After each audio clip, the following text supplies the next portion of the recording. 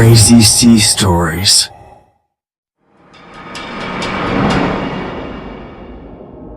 The weight of the chest. The desert had no name. At least, none that the man could remember. He had wandered for days, his boots breaking against the brittle ground, the wind filling his lungs with grit. Each step crunched like broken glass. Each breath tasted of old stone and dried blood. And yet, through the endless maze of cliffs and shadowed ravines, something had drawn him here. Something ancient, magnetic, whispering through the marrow of his bones. He wasn't lost. He was being guided. Ahead, between jagged walls of stone, the canyon opened into a basin of silence. The sky overhead was an iron-gray bruise, heavy with storm clouds that never broke, only loomed. And there, hovering above the cracked earth, was the chest. It was massive, impossibly so. Iron-banded oak, reinforced with blackened brass corners. Chains hung from it, rattling in a wind that didn't exist. Spikes jutted from its lid, glistening as though wet with some foul resin. Its locks bore no keys, only carvings etched faces, each mouth open in a silent scream. The man froze beneath it. The chest floated without sound, dripping a slow black ichor that steamed when it hit the sand. His throat tightened. He had seen this chest before, not with his eyes, but in dreams.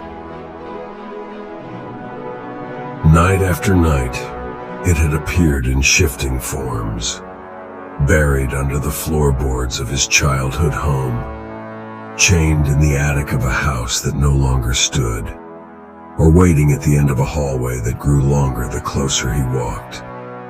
Always sealed, always waiting. And now, it was here.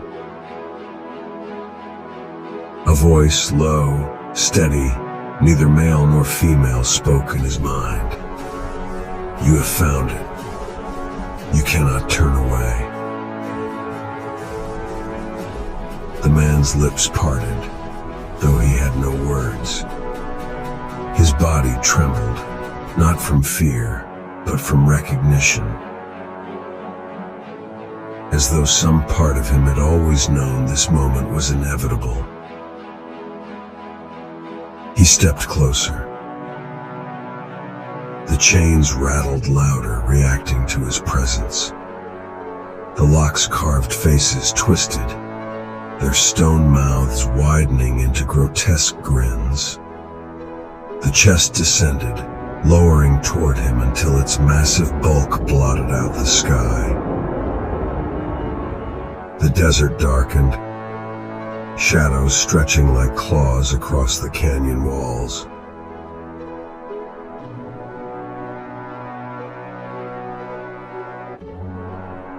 And then, it opened. A crack first. No more than a sliver of blackness between the iron bands. From within, a sound seeped out, something that could not be placed in the world of men. A low chorus, hundreds of voices whispering at once, pleading, cursing, weeping. The man staggered back, but the canyon sealed behind him. The rock walls stretched higher, impossible to climb. He was trapped. The whispers grew clearer. They spoke his name. He dropped to his knees, clutching his skull. From the widening gap of the chest, something seeped forth, an absence of light, thick and slow, like tar given thought. It poured downward in tendrils, each one reaching for him with deliberate intent. He tried to crawl away, but the sand beneath him dragged like quicksilver, pulling him closer to the oozing dark. One tendril touched his ankle. Cold fire shot through his body. He screamed, yet no sound left his throat. His voice had been stolen the moment he touched the chest's shadow. The tendrils wrapped tighter, lifting him off the ground. His body dangled inches from the chest's open maw. Inside, he saw them. Faces. Countless human faces. Pressed against the inner walls of the chest, their eyes wide with terror, their mouths opening and closing as if gasping for air. Their hands clawed outward, pushing against the inner surface of the box, as though trapped in a coffin too small.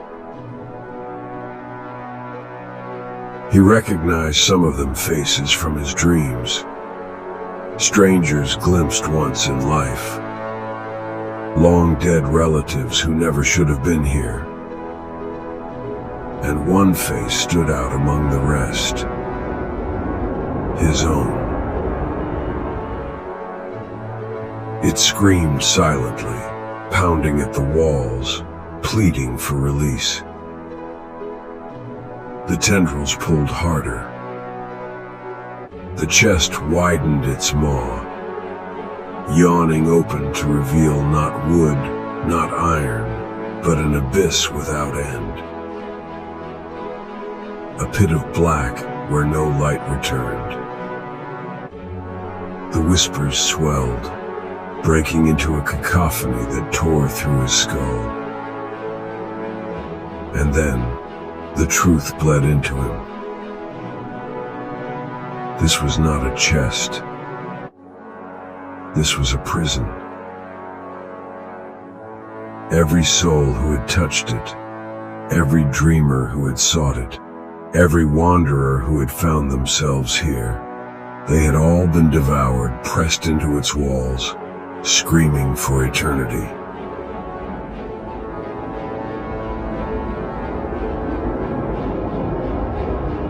He realized, in one last shred of clarity, that he had not found the chest. It had found him. The tendrils yanked him forward, plunging him into the black.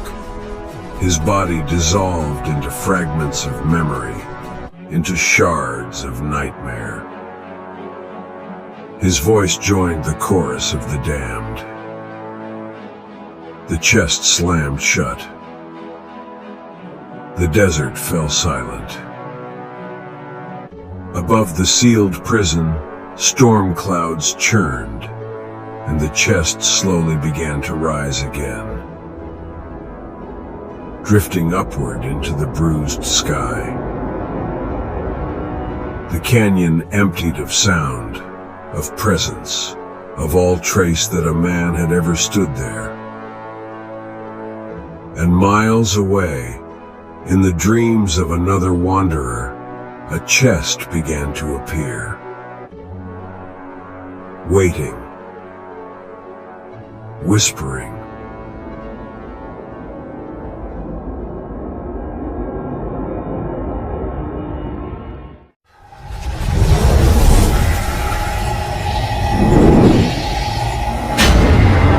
Crazy Sea Stories. If you like these stories, subscribe for more.